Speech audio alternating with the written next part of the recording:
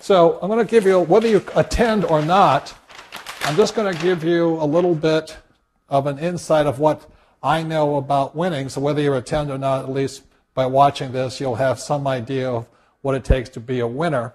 And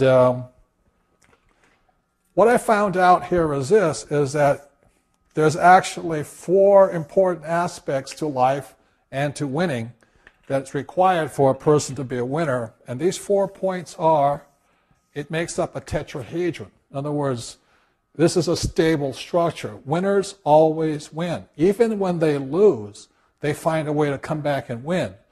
And there's people who lose because they don't have this stable structure, these 4 points that are required to be a psychologically strong winner, whether you win or lose. Like sometimes I lose, and I played rugby for years, and I rowed for years. We didn't always win, but losing made us want to win even more. Whereas losing makes losers quit, or they want to do something different. So there's a different psychology makeup. You already saw, if you saw this, we had Fritz Gambetta, a PGA golfer, and we're actually going to be putting in the seminar. And the reason is, as he says, you drive for show, but you putt for dough. But the reason this is so significant, this putter, is because winning isn't just an attitude. You know, I hear many people say, oh, all I have to do is think positive and say I'm a winner. That's a load of you know what. You know, everybody wants to be a winner, but in the Super Bowl, there's only going to be one winner. In the world of books, you know, I've been on there 6 years now on the winners list, on the bestseller list. Most books don't even make it. So there is a reason people win. So just what most people do is it takes mental skill.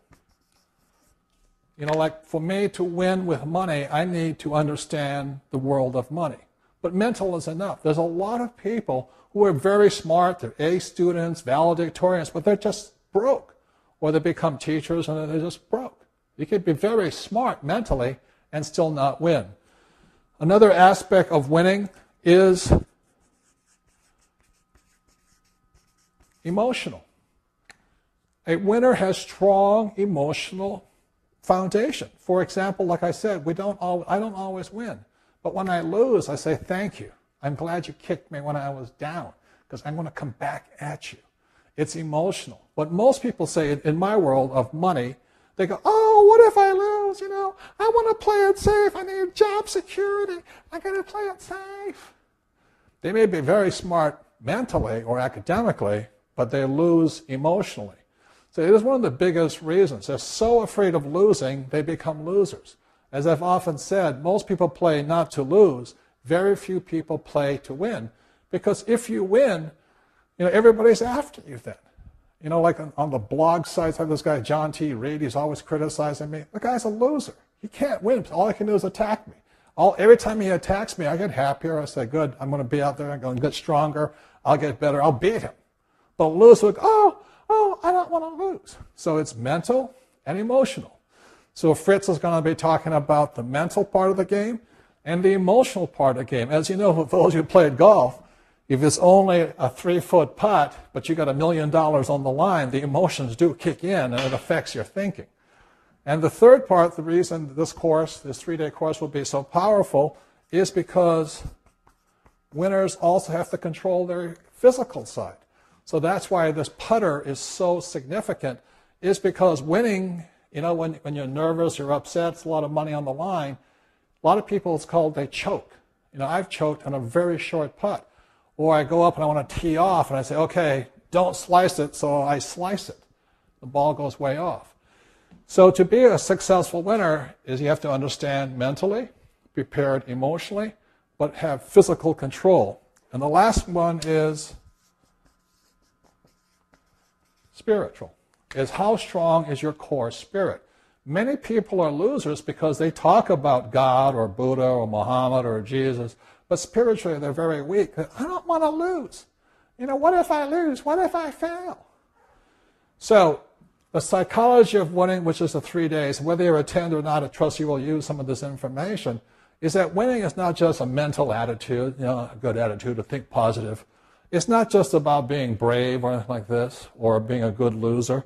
it's not just about physical and it's not just about spiritual. It's all four. So when you come for the 3 days, we'll be focusing on making sure that emotional, physical, spiritual, and mental aspects of whatever your game in life is. You know, for Fritz, it's golf. For mine, it's education. You know, I teach. I also play the real estate market. I also play the stock market. My game is money. But I've got to be tough mentally, spiritually, physically, and emotionally. So what makes this 3-day course so powerful is that we're not just talking about the mental side of it. It's not just about the emotional side, not just about the physical, and not about praying and hoping you win, which where a lot of people are at. So it's a 3-day course on toughening up all four of these things, getting all four in agreement, in alignment, and congruent, saying that this is what I want to do. This is the game I want to play.